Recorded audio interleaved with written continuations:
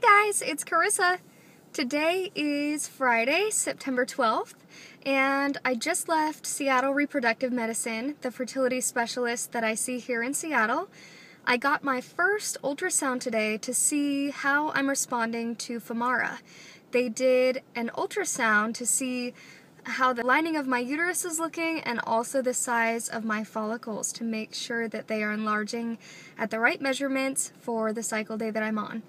Today is cycle day 10 and my lining is measuring at a 6.7 and my biggest follicle is measuring at 14 millimeters, which is right on time. I learned something really interesting this time, and that's that your follicle gets 2 millimeters bigger every single day, and the day that it releases is when it is about 24 millimeters. So knowing that today is cycle 10 and it's measuring at a 14, that means that in the next 4 days it should grow 8 millimeters and be at about a 22. And usually I get my LH surge around 22, and then the follicle releases the egg at 24 millimeters. So I thought that was really interesting. It's a really quick appointment. It's only about 5 minutes. You just go in there and it's an internal ultrasound, which I was not expecting. I thought it would be an external ultrasound, so surprise!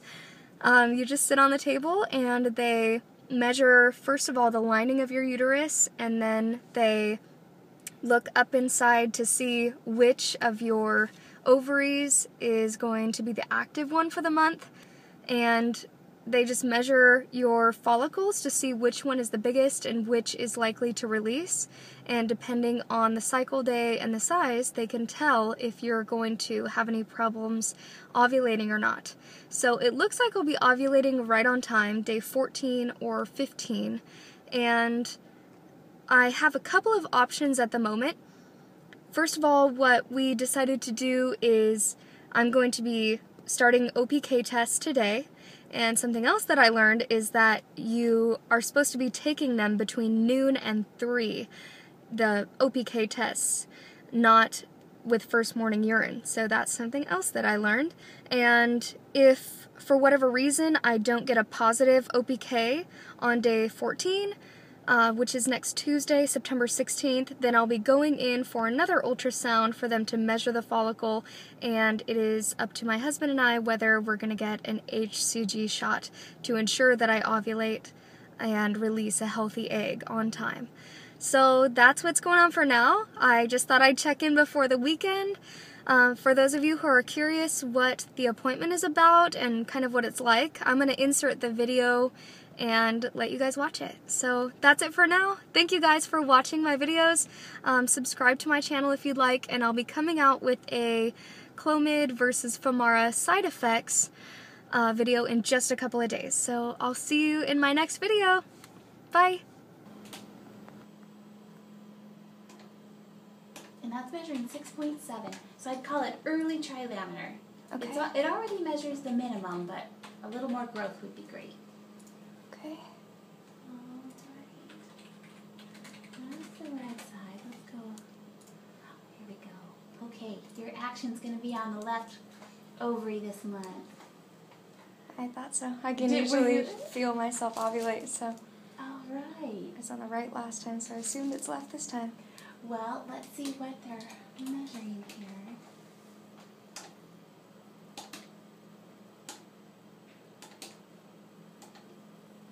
Okay, that's a 14. Okay.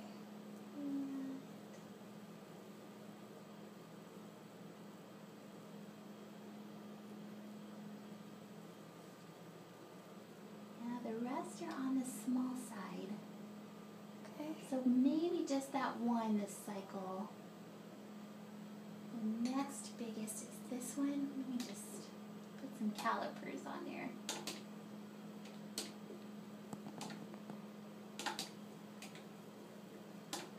Yeah, 10.5. We'll see. We'll see if that one decides to do anything.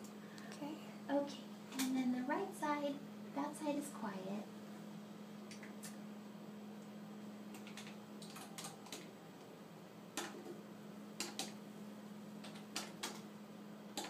And the whole ovary is measuring 29 by 22. Okay. All right, so this is looking good. I'm going to bring this back, and then you can go ahead and sit up. Okay. So the follicle, it matches well with the lining. Okay. As the lining gets thicker, the follicle is growing. So like those two usually go together. Perfect. So I would, are you guys planning, the IUI or just intercourse? Just intercourse. Intercourse? Okay. Yeah. So there's two choices. You guys could just do the ovulation predictor kits, and I would start to have intercourse, let's see, 14, well, they grow about 2 millimeters a night. Whoa. Yeah, so 14, 15, 16, 17, 18. I'd start intercourse within the next couple of days. Okay. And then just keep having intercourse at least every other day. Okay. Daily is fine as well. And then include intercourse the day you get the positive. Okay. And then just carry it out about a week past the surge. Okay. That's option one. Okay. So basically, have sex, use the OPK. Yeah. The other option is... Used to that option. Okay. The other option is we could bring you back in for another ultrasound.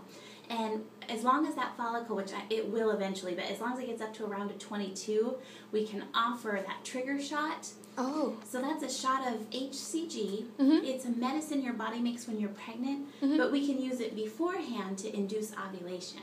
Oh, nice. So sometimes people like that, if there's any trouble with ovulating on your own or the timing, some patients like it just for the timing purposes because they know when they'll ovulate about. But it's up to you. Either one is perfectly fine. When does that work? Would that happen today, or do I have to come back again? Yeah, they'd probably want to do another ultrasound before we gave it to you because you're a little bit too far out to project when it would be. I would probably recommend, let's see, 14, 19, 20, 22. If you don't get a surge in 4 days, I would come back in, we would do an ultrasound, and then add the trigger shot if you'd like. Okay, so 4 days. Yeah. So by Monday, then if I don't get it, then give a shout. Tuesday. Yeah, Tuesday. Okay. You could even test Tuesday morning, and if you got that positive on Tuesday morning, you wouldn't need another ultrasound. Okay. But if you don't get a positive and you want to check on that follicle, and then maybe do the trigger shot, we could certainly offer it at that point. Okay. Most likely. So it should be at a 22, is that right? 22 is sort of the magic number for administering the trigger shot. So yeah, 22 with trying to gear more towards the 22. How big does it usually get before it releases? So naturally, without the trigger shot, it's a little different for everyone, but I would say on average around 24 millimeters. 24, okay. Yeah, so Okay. you could very well... Oh, that's why you do the trigger shot at 22. Yeah, right before? Right before, yeah. Because Beautiful. sometimes that, it helps with the timing and Okay. the release of the egg.